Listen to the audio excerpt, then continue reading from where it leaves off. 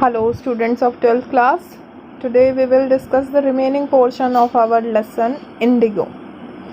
तो ये हमारी प्रीवियस वीडियो हो चुकी हैं इस लेसन पर, जिसमें कि हमने गांधी जी के मूवमेंट्स के बारे में पढ़ा है। तो उसी से आगे अब हम डिस्कस करेंगे। In consequence Gandhi ji received a summons to appear in the court next day.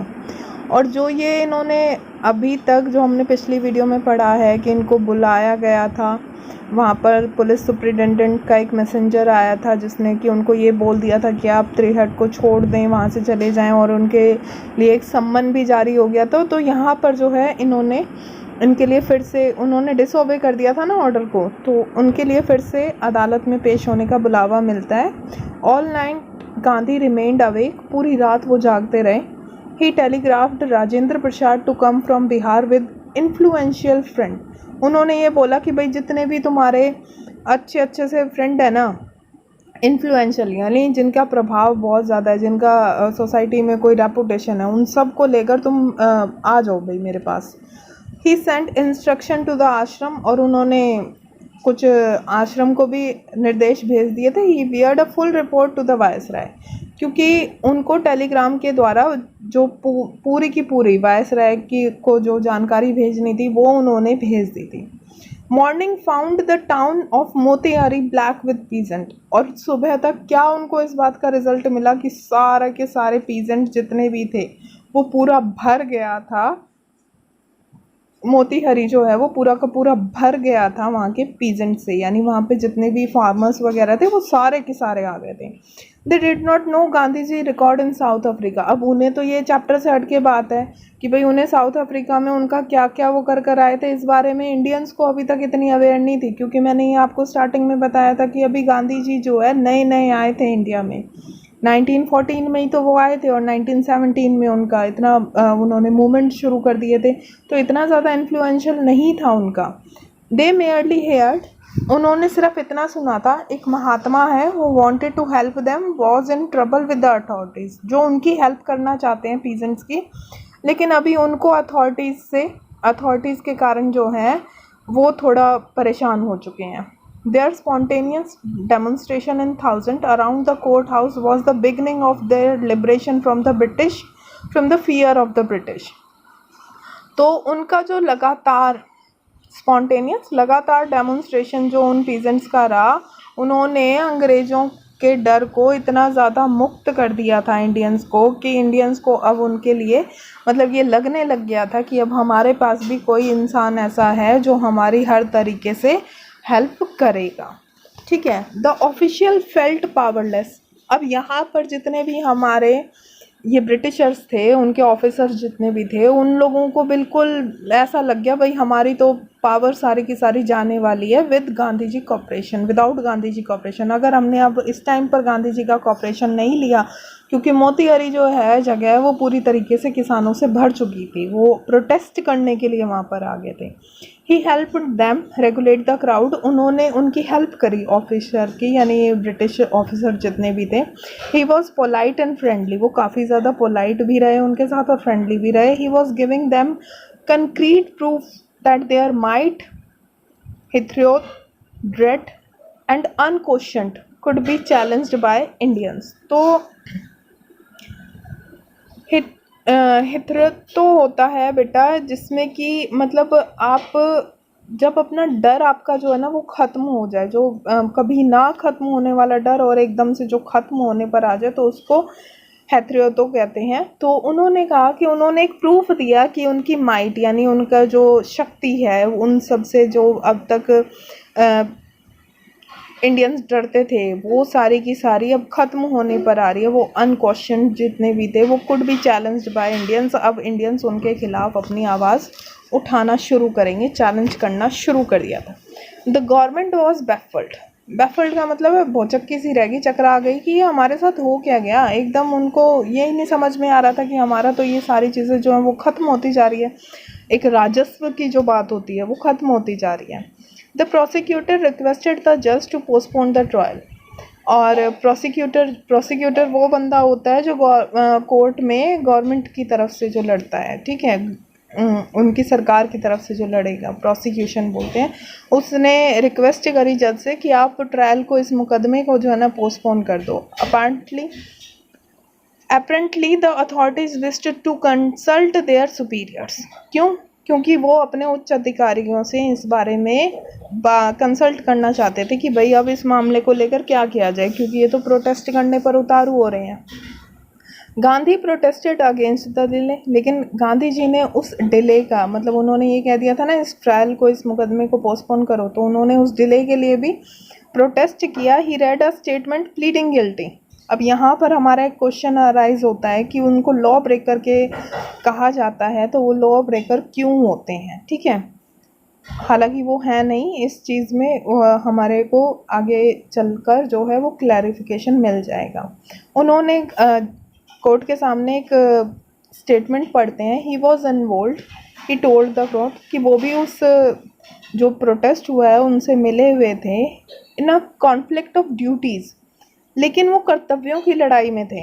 On the one hand not to set a bad example as a law breaker, इसलिए नहीं क्योंकि वो एक लॉ ब्रेकर के रूप में एक बैड एग्जाम्पल बनना चाहते थे।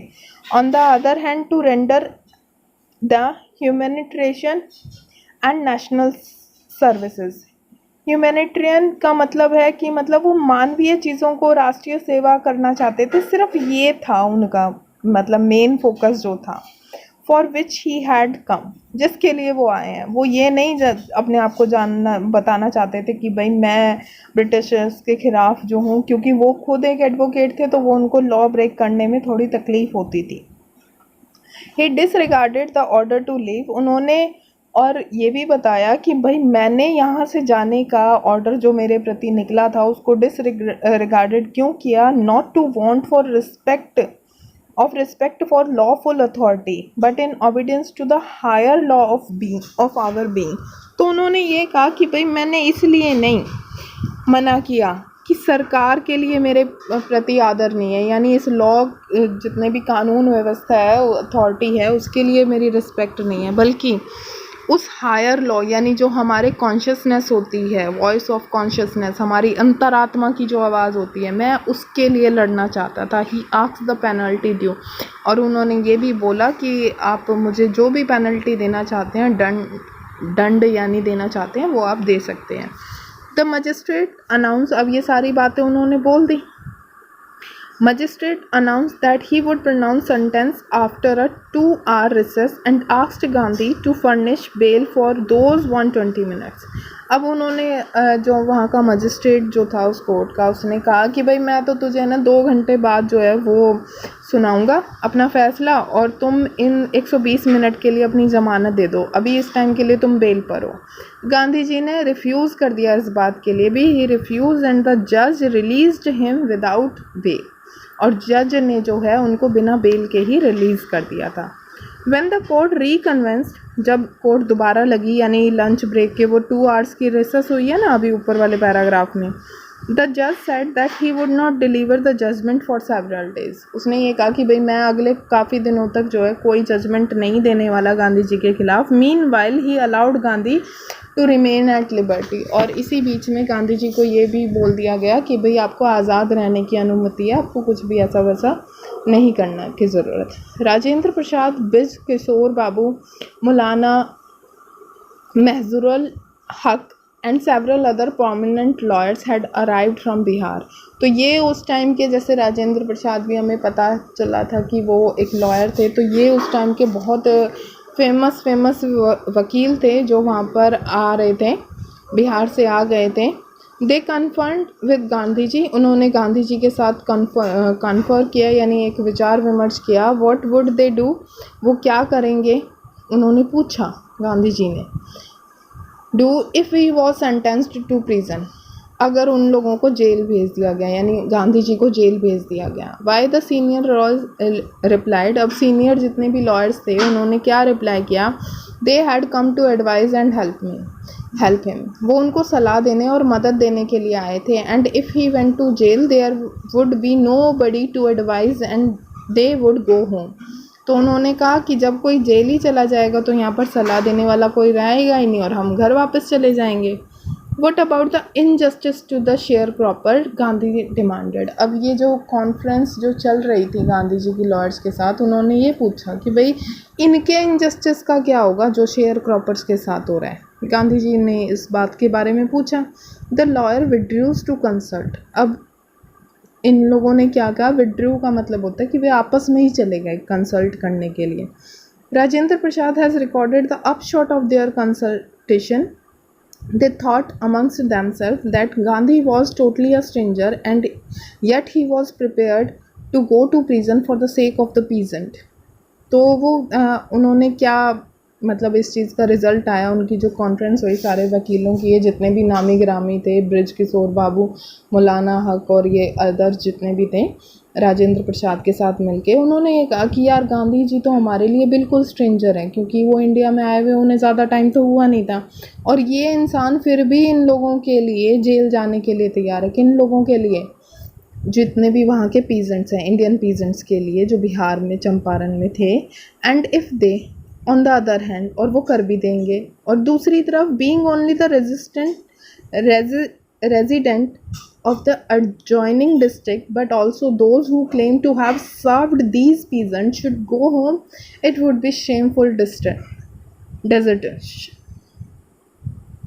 तो वो कहते हैं कि भाई और हम लोग वो अनजान होकर भी उनके लिए जेल जाने के लिए तैयार हैं, और हम लोग जो आसपास के शहरों में रेजिडेंट हैं वहीं के हैं, और जितने भी ये पीजेंट्स हैं उनके पूरे के पूरे सेवक होने का मतलब उनको यूँ सोचते हैं हम कि हम इन लोगों के हक़ के लिए जो लड़ रहे हैं, हम लोग घर चले जाएंगे। तो कितनी ज़्यादा शर्मनाक बात हो जाएगी हम लोगों के लिए, ये तो हमारे लिए बहुत ज़्यादा गलत है। They accordingly went back to Gandhi and told him they were ready to follow him into jail.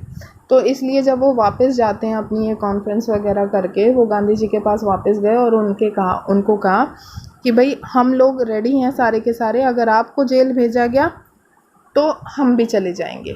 अब वो गांधी जी क्या बोलते हैं, ये claim the battle of Champaran is won. तो यहाँ पर चंपारण की लड़ाई जो है वो जीत ली गई है, उन्होंने पहले ही प्रोक्लामेशन कर दी थी। Then he took a piece of paper and divided the group into pairs and put down the order in which each pair was to court arrest. तो उन्होंने फिर एक कागज़ लिया, उस कागज़ पर सारी मतलब जितने भी उन्होंने मतलब उन सारे वकीलों को अलग अलग जगह पर बांट दिया था, और ये बता दिया था कि भाई किसको किस टाइम पर क्या अपना अरेस्ट जो है वो करवाना है। सेवरल डेज लेटर, कई दिनों बाद, Gandhi ji received a written communication from the magistrate informing him that the lieutenant governor of the province had ordered the case to be dropped. तो गांधी जी को एक रिटन में एक लेटर मिलता है जिसमें ये लिखा हुआ था कि जितना हमारा प्रोविंस यानी वहाँ के जो गवर्नर हैं, प्रांत के गवर्नर जो हैं, उन्होंने मुकदमा वापस लेने के लिए आदेश दे दिया। Civil disobedience has triumphed the first time in modern India. और पहली बार इंडिया में सिविल डिसओबीडियंस सविनय अवज्ञा आंदोलन, यानी बिना कोई मार धाड़ सब कुछ करे हुए ही उन्होंने शांतिपूर्वक ही अपना ये काम कर लिया था, और उसकी जीत हुई थी सिविल डिसओबीडियंस की। Gandhi and the lawyer now proceeded to conduct a far flung inquiry into the grievance of the farmer. अब गांधी जी के साथ साथ और जितने भी वकील थे ना, वो जांच पड़ताल में लग गए। Deposition by about 10,000 peasants were written down. अब वो लॉयर थे, तो लॉयर होने के एक उसके बिहाफ पर उन लोगों को जो अपना केस जो है स्ट्रॉन्ग करने के लिए काफ़ी सारी चीज़ों की ज़रूरत थी, तो उन्होंने अपने एविडेंस इकट्ठा करने शुरू कर दिए। लगभग 10,000 जितने भी पीजेंट थे उन लोगों ने रिटर्न में अपनी दे दी थी। And notes made on other evidence, और जितने भी अदर एविडेंस, जितने भी पुख्ता सबूत और थे, उनके छोटे छोटे नोट्स बना दिए थे।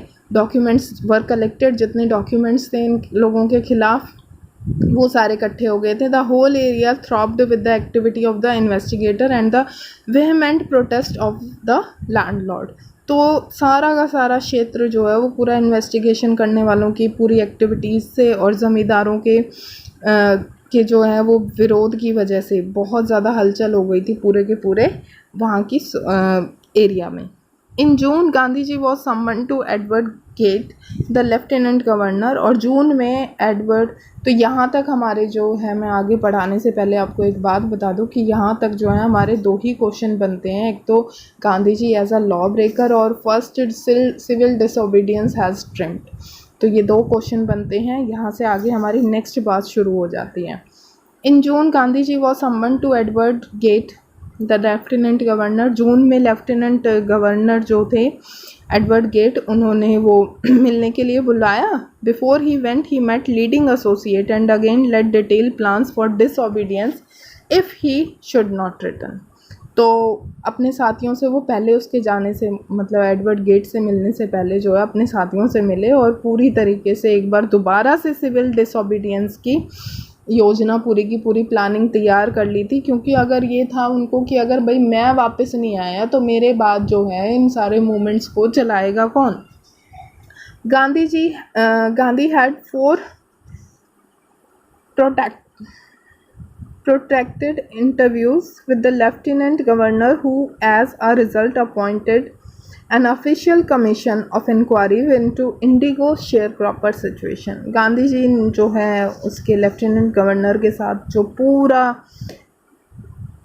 प्रोटेक्ट का मतलब क्या होता है बेटा, कि पूरा विस्तार से डिटेल में उन्होंने उनसे चर्चा करी, और इसका रिज़ल्ट क्या हुआ कि लेफ्टिनेंट गवर्नर ने जो है एक ऑफिशियल कमीशन अपॉइंट कर दिया था, मतलब एक सरकारी आयोग बना दिया था जो कि इंक्वायरी करेगा इन इंडिगो शेयर क्रॉपर्स की, इनकी सिचुएशन एक्चुअल में क्या है। यानी अब ब्रिटिश सरकार भी हमारे लिए झुकना शुरू हो गई थी कि भाई चलो हम भी आपकी तरफ से करते हैं। The commission consist of landlord, government official and Gandhi ji as the sole representative of the peasants. तो इन जो ये पूरा का पूरा कमीशन जो बना था, इस कमीशन में काफ़ी सारे लैंडलॉर्ड्स यानी ज़मींदार थे, कुछ गवर्नमेंट अधिकारी थे, और गांधी जी इकलौते ऐसे इंसान थे जो कि रिप्रेजेंट कर रहे थे, यानी प्रतिनिधित्व कर रहे थे पीजेंट्स का। तो इससे आगे का जो है हम चैप्टर अपनी नेक्स्ट और लास्ट वीडियो में पढ़ेंगे। I hope you understand the lesson, and if you have any query then ask me.